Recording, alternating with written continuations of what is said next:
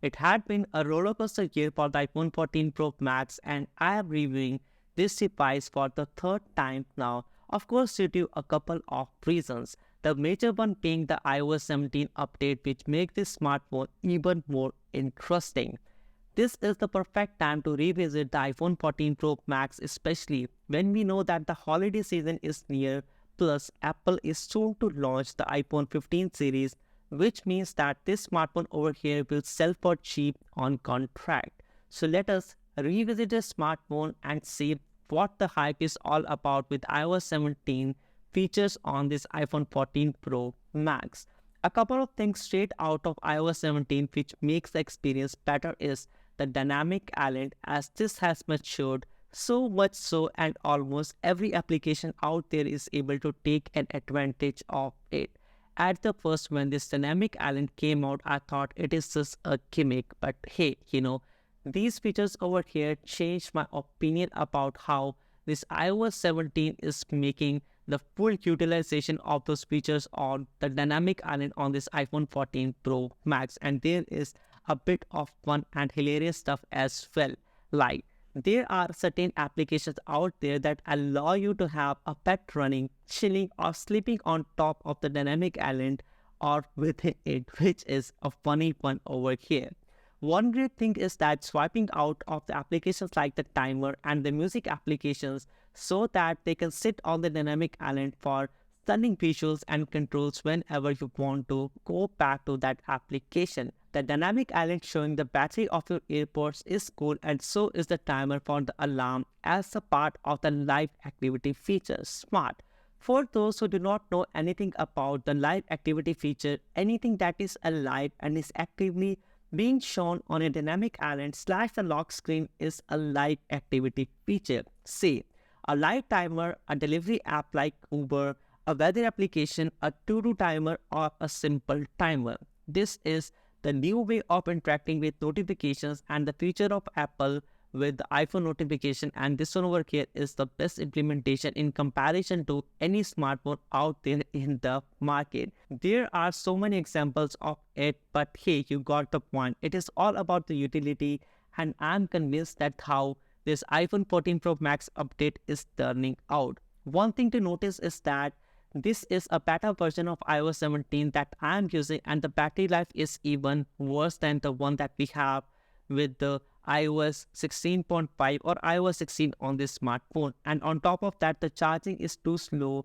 Sure, these features also take a great amount of battery, which is not good because iPhone 14 Pro Max was already struggling with the battery issues. And I would say, this one over here could be improved with some software tuning, but hey, it is something for Apple to decide, and I'm not an expertise in this area. Also, there is a massive list of great features making the iPhone 14 Pro Max better, mostly the iOS 17 features, but come on, it changes my opinion about the iPhone, which is something that we wanted to talk about in this video. For example, Safari now allows you to create profiles that can be switched within the application. Apple makes it harder because we need to go to the iPhone setting, look for the Safari application, and then create profile with different icons, names, and different colors, I would say. These can then be accessed within the Safari application. I've wanted this feature badly, and yes, this one is a great one because now I can separate between the tabs that are my business related one and the other ones that are the YouTube related ones, and the third ones that are the ones related to my personal use. Also, the live voicemail feature is a cool one as it rejects the spam calls. To start with, it gives you a live transcription when someone is typing, which is a super awesome feature, and it allows you to take the calls when the other person is speaking the voicemail. Plus, if you miss the call and the voicemail is delivered, you can see it under your phone application under the call options, and from there you can play it and even see the transcribed version, which is a very handy one because a lot of times there is a voicemail and you need to replay that voicemail again and again so that you can note down the information like the contact number to reach to that particular person who is sending the voicemail and so on. But with this, you can just note down the information because it is already written in front of you. Now the Google's live transcribe is way better as this one over here does not really transcribe properly, and you end up with a person speaking something else in voicemail and the transcript being a different one. Thumbs down, Apple. But it is a handy feature for the time when it works, and it is in beta version, so my expectations are not as high as it should be.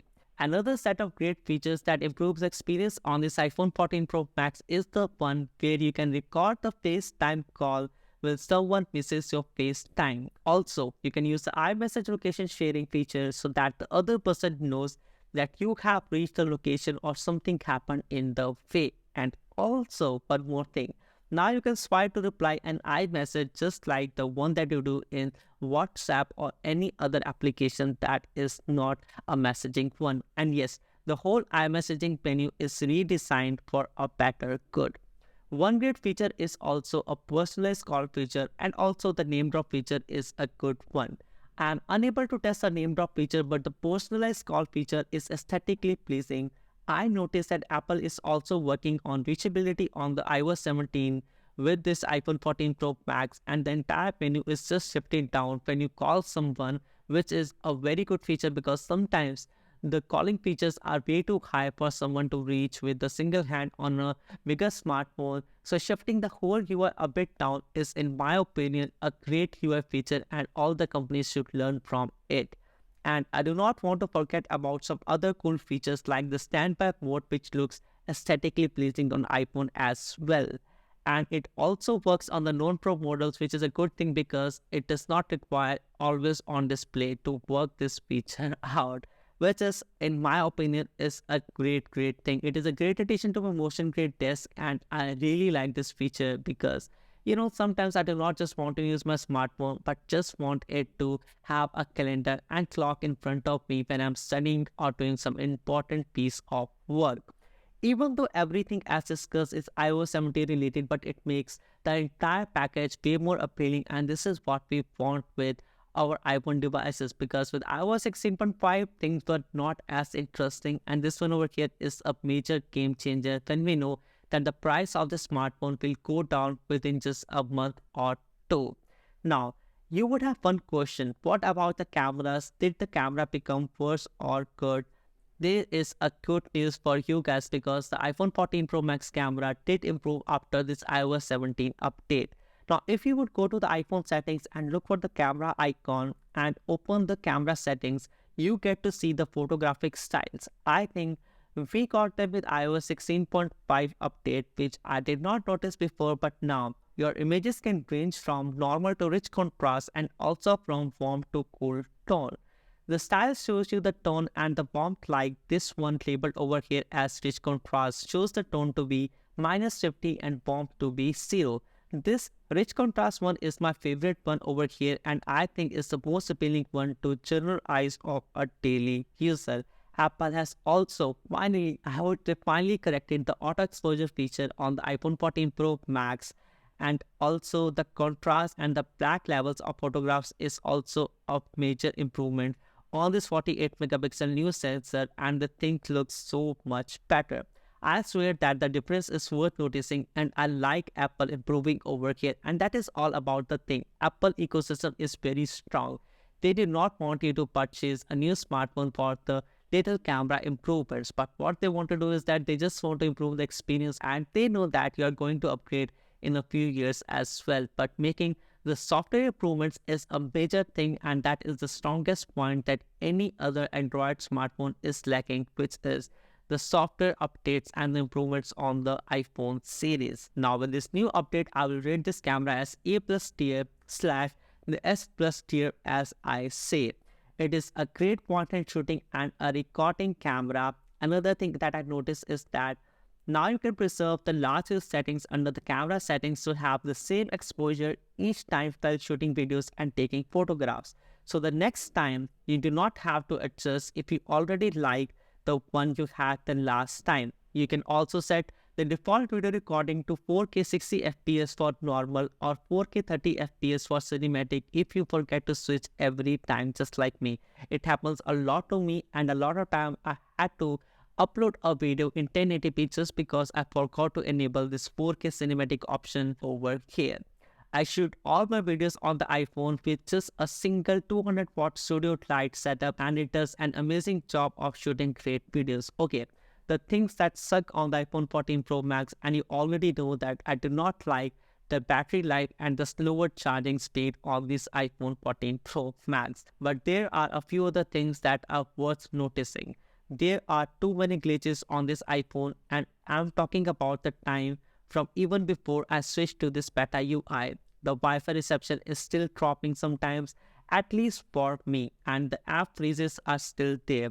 I still hate the lightning and want the Type-C badly on the iPhones, and still, sometimes I'm surprised by that the springboard just reloads, which is annoying because I'm in middle of something, doing something, editing a video, editing a photograph on this iPhone, and hey, the springboard just reloads and I have to do the entire work from point zero again.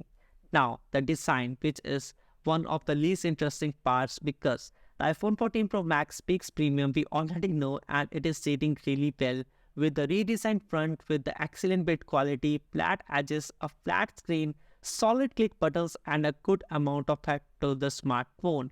The weight is balanced well between the top and the bottom of the smartphone. It is a big smartphone, and the flat edges may make it uncomfortable to hold at times. Unlike the Samsung Galaxy S23 Ultra, which is a very comfortable smartphone to hold even with its big size. However, most buyers like myself know what we are getting into before opting for this phone, and especially a larger phone. The advantages of a larger phone include better typing experience if you're not into voice typing, better sounding speakers, and a great battery life. However, the disadvantages include difficulty holding and carrying the smartphone and longer charging time, especially with this iPhone 14 Pro Max, because the charging speed is not too good on this smartphone. The AMOLED panel on the iPhone 14 Pro Max is impressive, with brighter and more accurate colors than the best Galaxy out there.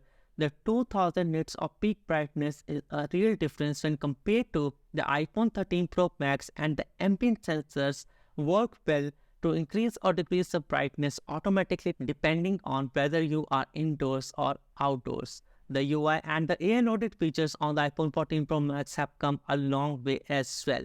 Voice typing has improved significantly, although it is still to do some catching up with the Android smartphones, especially the Google ones. Extracting text from images is a great feature, and the universal clipboard and the preview features are seamless.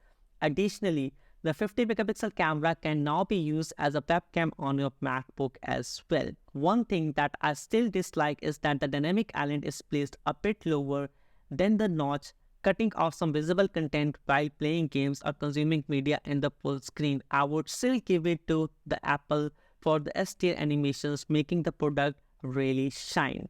The always-on display on the iPhone 14 Pro Max have come a long way too, because it really sucked when Apple initially launched it. It is good that Apple fixed it instead of showing the dimmed-down display as the only option and allowing the users to customize it and choose the display-only notifications or wallpaper if they want it, which is a great choice. Personally, I find that even the date and the time display on the iPhone AOD is still brighter than the regular Android smartphones. To conserve battery, I have disabled the AOD to use notification and wallpaper.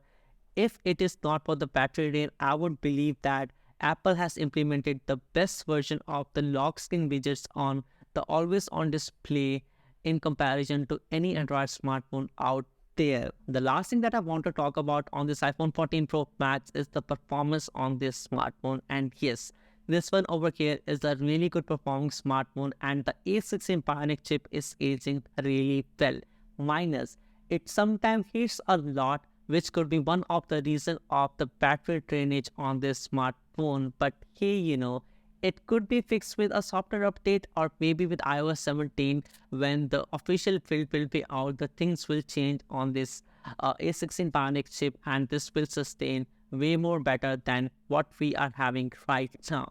But hey, we already know that this is a great chipset and it will last you for another 4 to 5 years. So the question is that, is this the right time to buy the iPhone 14 Pro Max or no? I would say just wait for some time until September when the iPhone 15 series will be launched, because we know that people will be selling their old smartphones, or even if you want to buy a new one, the contracts will be way much more cheap than what we have right now. And with this iOS 17 update making this a new experience on iPhone 14 Pro Max, I would say just go for it and buy the smartphone in September or by the end of this year, because at that time it would be the sweetest deal and one of the best smartphones that you can buy at that time. So that was me, Anshul, talking about everything about the iOS 17 on this iPhone 14 Pro Max and my 10 months of usage of this smartphone. I hope you like this video, and if you like this video, do not forget to hit the like button and subscribe to this channel. That was me, Anshul. Thanks for watching, and I will see you guys in the next one. Peace.